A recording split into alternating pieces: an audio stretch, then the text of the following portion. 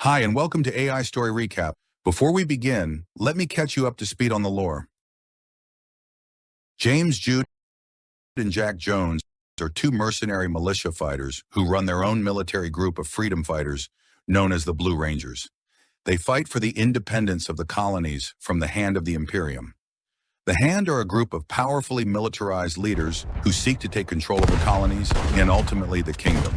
As there has not been a king in Utalma for over 200 years, the Hand are currently in control of the world capital city, Aragon. In this world, soldiers utilize technologies of both the 18th and the 20th century. Common use weapons of war are muskets and cannons. However, soldiers of the Hand are clad in white armor, looking semi-metallic. But the Hand's armor is by no means bullet or shatterproof. The armor is mostly to establish military prowess and a certain fear factor that dehumanizes the soldiers of the Hand, making them seem as automatons that only share a common goal of destroying the enemy and following orders. The Blue Rangers consist of 33 volunteers at their full strength, currently 32. James Duud and Jack Jones are regularly addressed by their surnames, Duud and Jones. The two make quite the exceptional duo, even in extreme occasional scenarios. But the question remains to be seen, can they succeed in defeating the Hand and restoring freedom to the colonies of Utalma? The Blue Rangers is a series of stories about the two named characters and their militia group and the battles they face together. It is not meant to propagate and paint war in a good manner. In fact, quite contrary. The goal of this series is to prove how evil war is and to shine light on and uplift attributes such as brotherhood, loyalty, hope, achieving victory in the face of adversity, masculinity, and duty. Now let's begin our story recap. Step with me into the world of Utalma.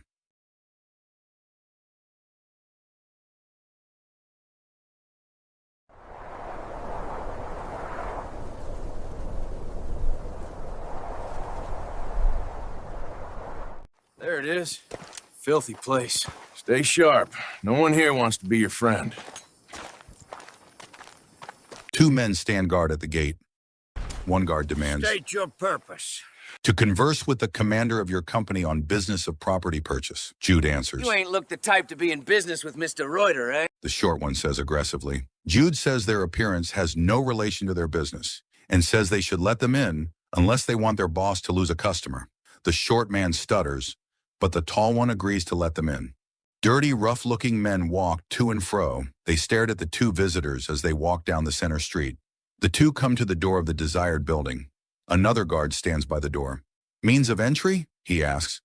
We have an appointment with Mr. Ruyter, Duud says. The guard says he doubts that, but after a short delay, he tells them to leave their weapons here. Jones says he had rather keep his weapon, but the guard insists weapons here or no entry. Duud agrees, if we must. The two reluctantly leave their weapons on the bench. Don't touch, Jones says, eyeing the guard. The two then entered. All the men stared at them as they walked in. On the second floor, the two came to a door down a hall. Jones gave a single knock on the door. Welcome, gentlemen. A man inside said as they entered. Mac Ruyter, Duud says, introducing him to Jones. Your reputation precedes you, Jones says as they sit. But Ruyter says his doesn't, as he doesn't know him.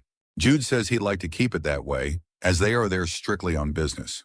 Ruyter agrees and asks what he can do for them. Duud says they're looking to purchase property. Ruyter says that line of business is rare, but Jones quickly announces that they're prepared to pay double. Ruyter acknowledges that double is a lot of money, but questions their source of funds. Duud holds his ground, though, and says the origin of their funds isn't his concern. But then Ruyter accuses them of having stolen or illegitimately sourced funds. Jones then says Ruyter's whole operation here is illegitimate. Duud tells Jones to be quiet. However, Ruyter answers and says that the level of legitimacy here only depends on how full his pockets are, and that as long as he keeps doing what he does well, the Hand keeps his pockets full. Jones says he's a sellout, but Ruyter defends himself by saying he's a survivor. I do what I have to keep the Hand off my back. You'd be wise to do the same, he says. Duud budges in and asks if they can get back to business. Of course, Ruyter answers. What land are you looking to buy? The West Ridge, Duud boldly states. Ruyter is taken back. All of it, Duud adds. Who said that land is mine to sell? Ruyter asks. Duud says he has his sources. Not inside information, I hope, Ruyter says. No, of course not, Duud says. as he knows his men are loyal and Ruyter knows it too. But Ruyter says that's where he'd be wrong. The Hand has infiltrated my ranks, he continues. That or they started paying my men more than I do. Duud insists he knows his men are loyal, though. Only the originals, Ruyter answers. All the newcomers in the last year have no loyalty. How do you know? Duud asks. I can tell, Ruyter replies. It's not easy for inside information to leak and me not know who leaked it. Duud asks what they can do then. Ruyter says that's what he was going to ask him. He says he knows Duud knows he doesn't deal in land purchases, let alone that he has any say in the West Ridge. Jones reacts in confusion. Ruyter says he also hopes Duud knows about the armored beasts that roam between here and there, stating that anything south and west of the ridge is open sesame for Federates. Plus, I know who you boys really are, Ruyter reveals. Now, what are you really here for? Jones sits without an answer, but Duud quickly replies, to hire you. Ruyter looks stern. Rather, I want you to join us, Duud adds. Ruyter goes, and calls Duud crazy, saying he doesn't know what will happen when the Hand starts asking questions, let alone if they found out he was in league with them. I'd have to start spending my bullets, and the more bullets I spend, the more money I spend.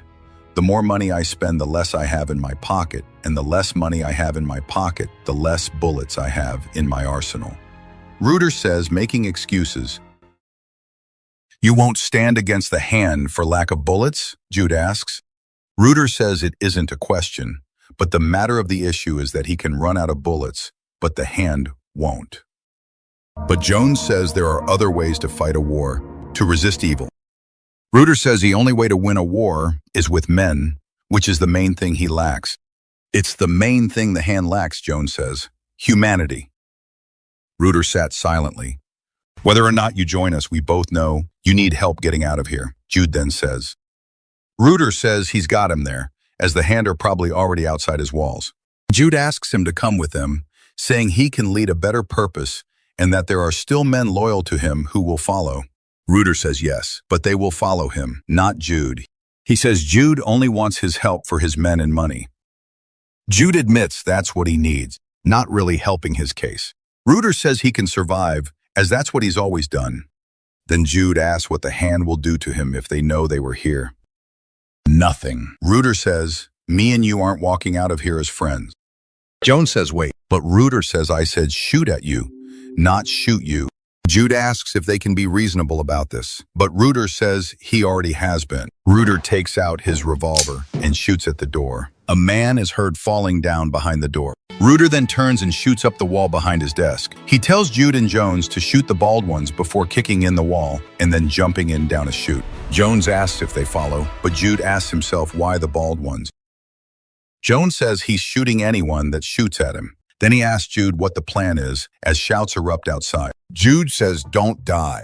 They enter the hallway and head for the stairs, but shots burst out at them. Jones runs for cover, but Duud quickly pulls and throws a grenade down the stairs. Men scream below just before the explosion, then there's silence. Then, the two make their way down the stairs and out of the building. Havoc ensued outside. Ruyter's men, real and fake, ran from soldiers marching into the back of the town. Cannons on a hill fired down upon the town. The shells crash into and crumble building. Duud and Jones take cover. More soldiers march into the town as the Ruyters flee or fall. Jones says they're in a bad spot. Duud agrees and says they have to move. Jones asks for cover as he makes a run for a nearby tower. Jones makes it to the tower and positions himself with his sniper. He begins firing down on the Hand soldiers, who shoot back at him as a few fall in their line.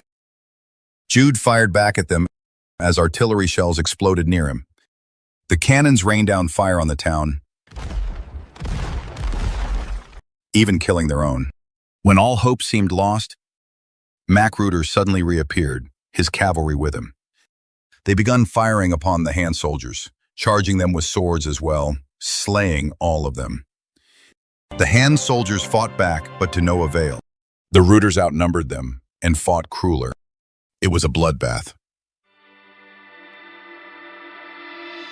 Then it was over as quickly as it began. The Hand infantry were defeated.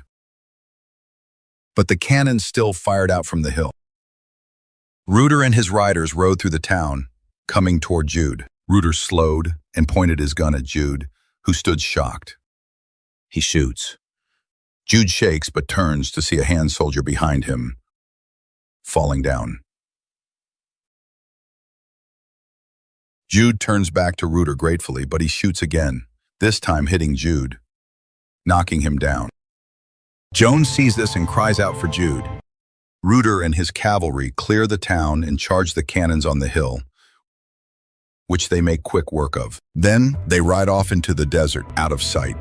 Jones runs down from the tower and sprints towards Duud, who lies on the ground. When he reaches him, he sits him up. Duud got the wind knocked out of him.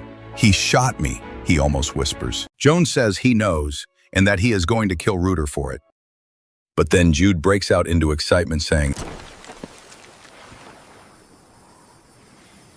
He shot me. Jones is dumbfounded and confused, but goes along with it.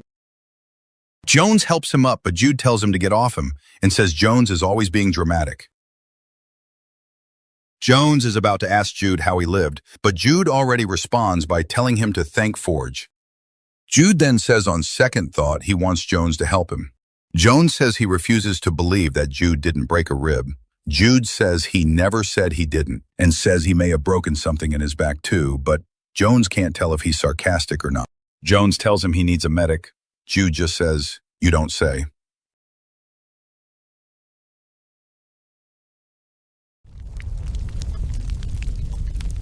Thank you for watching. If you enjoyed this content, please like and subscribe for more. This AI recap is inspired off of my book, The Blue Rangers, which you can get on Amazon. Link in description.